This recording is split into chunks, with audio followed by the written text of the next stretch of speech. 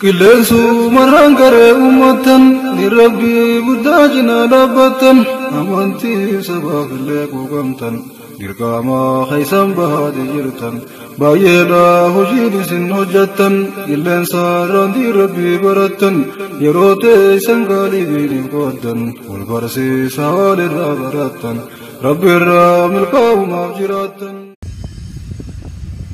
Assalamu alaikum warahmatullahi wabarakatuh. Kabajamtoota dhaggeeffattoota keenya guyyaan irraan tanaa hundaa guyyaa seena qabeessa garee Abaa Hureeraa jechuun akkuma beekamutti eegaa uummanni keenya buqqee irraa as jidduu gargaarsa bifa adda addaatiin godhaa turanii arraas gaa osoo gargaarsi kun uummanni keenya kaampii duraan qubatanii jiran irraa buqqaanii bakka isaaniif dhaabbatan irratti qubatanii jiran laaluudhaaf jechuu gargaarsa bifuma duraan wal fakkaataa ta'een akkuma duraan gargaaru turaniin itti fufuu jira jechuudha. Tanaaf mee asirratti waa'ee gargaarsa kanaa ilaalchisee dargaggoo yookaan Dr. Murteessaa mee haasawa nu godhuu jira. Murteessaa waliin mee turtii goonitti walitti deebinaa hanga sun faana turaa isin jenna. Bismillahir Rahmanir Rahim.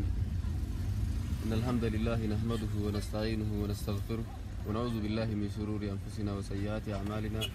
من يهده الله فلا مضل له ومن يضلل فلا هادي له واشهد ان لا اله الا الله وحده لا شريك له واشهد ان محمدا عبده ورسوله اللهم اخرجنا من وهول الشهوات الى جنات القربات وعلمنا علما ينفعنا وبعدين السلام عليكم ورحمه الله تعالى وبركاته ايغاكم بكم وكم بوليس يا جيتي غرغار سغرتي لمي جو فانا فورني deemuutiin ka jiru ta'a gargaarsa warra gareen Abi Hureyraa markazni Abi Hureyraa qopheesse kannaan gartee kannaa caaltuu karaa shari'aatiinis ta'e karaa gartee aadaa keenyaatiinis kannaa gartee quraanaati ol wanni caalu hin jiru gartee maaliif quraanni kuni ajiriis qaba dalagaas qaba namni gartee itti barate hanqa gartee inni jiru namichi son itti baratu guutuu ajiriin isaa gartee siif deemti waan ta'eef jecha inshaallah akkasitti ummata keenya ziyaarra jenneeti yaa'u jirra.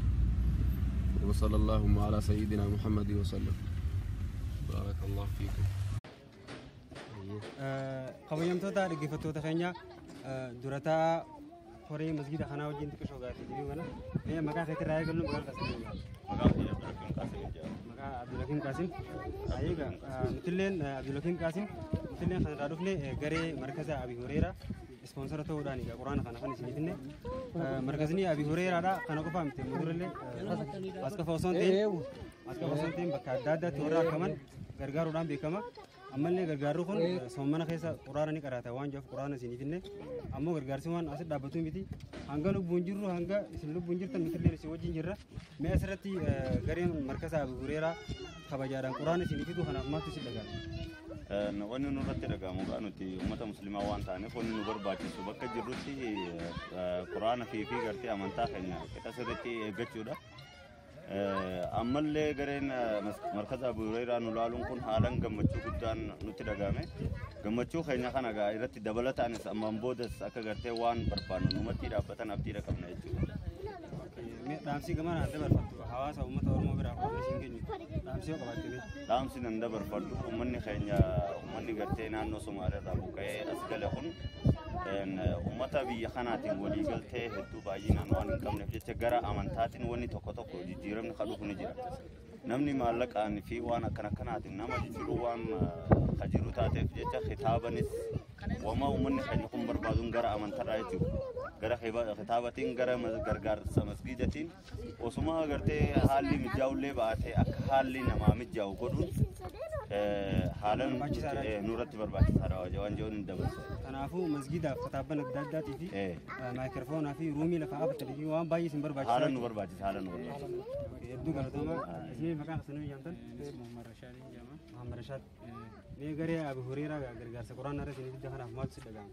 Haalan baay'ee gammachuu guutuu nu dhaga'ame hedduu waan islaamni biyya kana keessa hin jirreef yeroo amma isin quraana kana qabdanii nuuf fiddan gammachuu guutuu nu dhaga'ame isin lubbuu kana achirraa kaasee guddaa fidee gareen Hurayraadha masgiida kanallee ijaaruudhaaf deemee sharaa kana keessatti roobni roobee ammaan tana asitti misooma baanee hojjechaa jirra akkuma isin gartan kanatti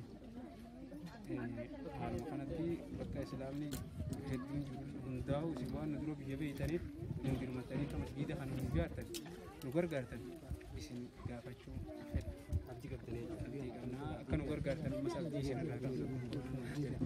Baay'ee galatoomaa isin jecha kabajamtoota dhaggeeffattoota keenya masgiidni isaan itti salaataa jiranis kun akkuma gartan kana sharaa kana keessillee afanni afatamu hin jiru waan akka ruumitillee ni barbaachisa. Masgiidni kunis yoo gubbaarraa kan itti butee sharaa waan ta'eef jiidha gad dabarsuu danda'a. Kanaafuu masgiidnis qorqorroodhaan bifuma haala kanaan ijaaramuun dirqama ta'a. Kana garuudhaaf uummanni musliimaa bakka jiru namoota irratti hirmaachuun barbaachisaadha. Akkasumatti illee afata lafaa batanis ni barbaachisa. Quraana bifa garaagaraatti illee hirmaachuun dirqama ta'a. Kanaafuu namoota waan dandeenyuun uummanni Oromoo kan musliimaa hundinuu akka cinaa dhaabbattan isiniin jenna. Galatoomaa waan dhaggeeffattaniif isiniin jenna. Lammiin nu bira dhaabbatee hedduu nu gargaaree jira. Ammas nu gargaarsa ittuma fufaa jira. Kitaaban qutubaa irraa godhan afaan Oromootiinis, afaan Amaaraatiinis, afaan Arabinyaatiinis ni barbaanna. Afaan sadanuutiin iyyuu ni barbaanna. Ijoolleen ka afaan Arabaa hin beekne afaan Oromoo beeka. Ka afaan Oromoo hin beekne afaan Amaaraa beeka. Kanaaf kitaaba kana gargaarsa akka nu gootanu isinitti himnaaf ammas immoo onni nu irratti salaataa jiru sharaadha. Sharaa keessa jirra amma galaanni roobee nutti seenee jennaan har'a uummanni hanga dandeettii ofiitiin soomanaa kunoo dachee qotu onfaruu jira. Galaana irraa baqasuu jira. Bishaan kanaaf atattamaan jarjarinaan jechaadha. Beekaanis nu ijaame sababa galaanaatti jechaadha. Taraawwii salaatu hin jirruuti.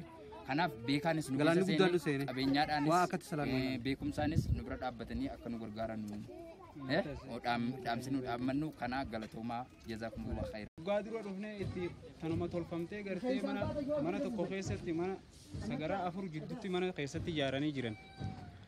Sagaraan tun barzaafin sagaraa keessa dhaabbatteeti laga keessaa ol baate. Hoggaana keessatti fincaanne booda fincaan sun shurufkaa mana keessatti gallakkisee ijoolleen ta'e yeroo hedduu nurraa dhukkubaa ture. Haakamallee gisee geessine haakaman argame. Ummata kantiibaa bulchiinsas yeroo gaafannee rakkina wanni kun nurra fiddee maal bulchuuf kan hoggaan ni gaafanne ni tolchina jedhaniituma simintoota akkana fidanii ni biraa deemu. Namni isaan ergan sun nama tolchee hojjetuun simintoon takka takka ammas waan tolchiteen fidde. Haala sana rakkoo cicciimtuu bakka nurra jiru. Haxumuramtee Haxumuramte kan itti fayyadamaa jiru. Qorqorroon keessatti mana keessatti qotamu. Amma bakka tana manaa gala. Qorqorroon manaa jiru. Isin tun jidduu dhufti.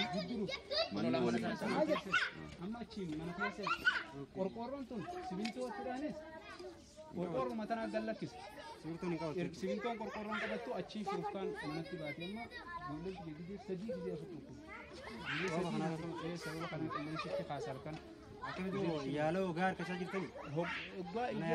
Manni yaala dipiroonii kennan maal sii kennan? Dipiroonii adii nuu kennan. Isinma nama xiqqaa tokko nama guddaa kennan ijoollee saniifis kennan. Haalaan baay'ee bakka kanatti rakkinni irra ga'ee jira. Shinti beeti illaa karma hundaanuu saantima 30 fi maal mana keessa seentee jirti. Mana keessa seentee. Ammas ka keessa seenee jiru kan maashi kanarra seenee jiru.